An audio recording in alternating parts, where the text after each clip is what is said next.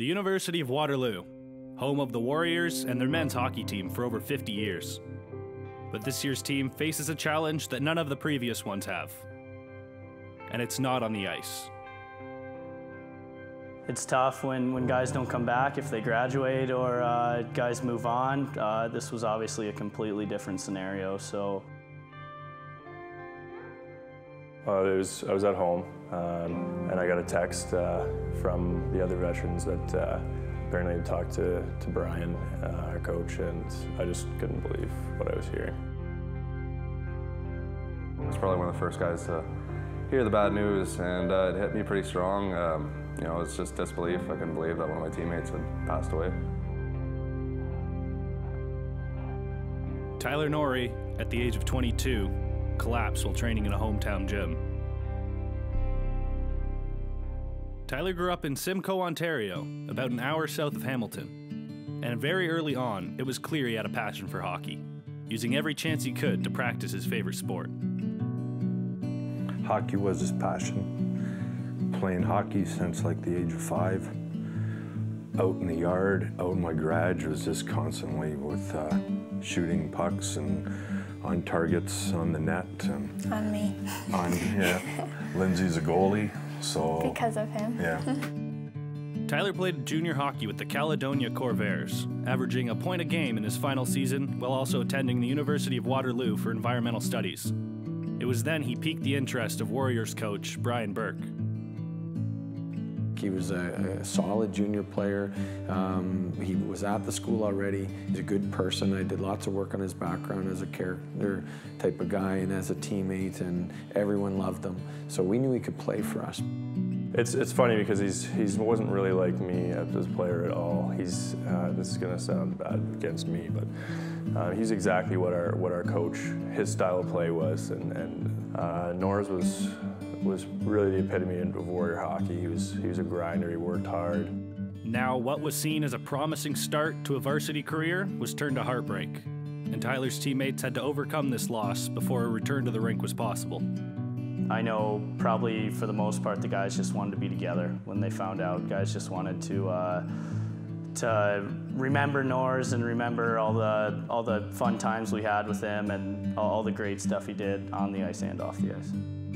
Last time I saw him was actually during an exam, right before he finished. Me and him were both not very happy with the way the exam went, but I went out and had a couple drinks after and forgot all about it. Because the training camp was the first time we were all together as a team since Tyler had passed away. You practice and play so much, you're together basically 100 times for hockey and then all the days in between, and you become tight pretty quick. You know, it's been something to work through as a group for sure. Not having Norris there was definitely tough. I mean, his stall was still all set up, his name bar was still there. It's tough because you're so excited coming back to the season, starting again, and not having a teammate there, you kind of get there with heavy hearts. We decided as an approach to talk about it and use Tyler's name and have pictures of him around and include his family, and that's the approach we've had with it. October 2nd, Waterloo's home opener, and the team knows the impact this moment will have on everyone here. Friends and family have come to take part and honor Tyler in an opening ceremony.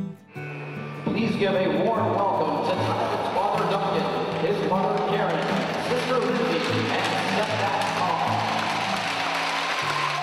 We went up and dropped the puck for their opening game, and they unveiled the patch that they're wearing this year for Tyler. And we were just treated incredibly. Tyler was a member of the Waterloo community from Waterloo short, but will forever be a Warrior.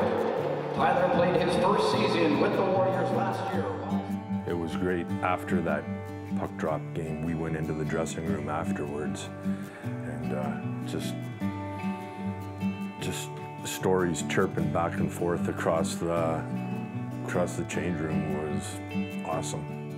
I was talking to his parents about the game after, and basically they were saying, like, we came to this game and we felt like we were still watching Tyler, and you know, it was the same for everyone in the room. We still felt like Tyler was in the dressing room and, you know, on the ice with us that night. The Warriors would go on to win their opener 7-2. And now, just 2 years removed from the OUA championships and expecting to contend, The Warriors are doing what they can to find a source of motivation out of their tragedy. For some, it makes them appreciate not just the game, but life a little more. I think it just gives us that little bit of motivation that, you know, we're all very lucky to still be here and have the chance to play. And Norris would have done anything to be here with us. Obviously, we have the patches, and it's a constant reminder. A lot of the times, there's no escaping the fact, and not that we want to. I mean, it's important motivation for us, and obviously, none of us expected that to happen. So. It's constantly there. So far, Waterloo has been having success, with a team that has become closer than ever before. Now they aren't simply playing for themselves, but for a teammate, a brother, and a son that was taken too soon. I think it kind of gives you a sense of pride when you go out there to know that you're playing for him and for his family.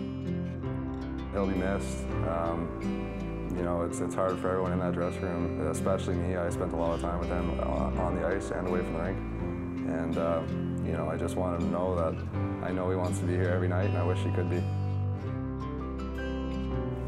It's just that I'm so proud of him. Everything that he has done. I'm proud to be his father.